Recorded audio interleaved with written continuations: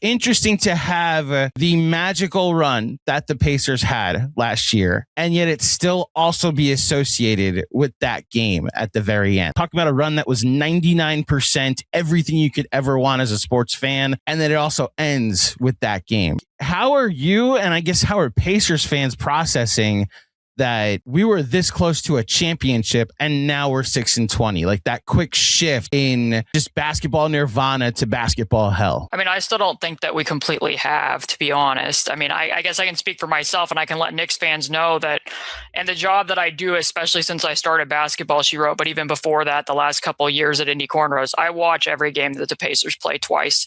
I have to. So like when we were doing those playoff videos with Samson, as soon as the game would get over, I would start rewatching it, clipping it, looking for trends, planning the shows of what we were going to do the next day. After Game 7, I did not rewatch that game. I have yet to rewatch that game. I doubt that I ever will, because I don't know what you could take away from it. I knew whenever I was going to write about that game that it could not be a piece that was written about the game. It had to be something that was written in a difference from Basketball She Wrote. The tagline is a blog about the basketball played by the Indiana Pacers.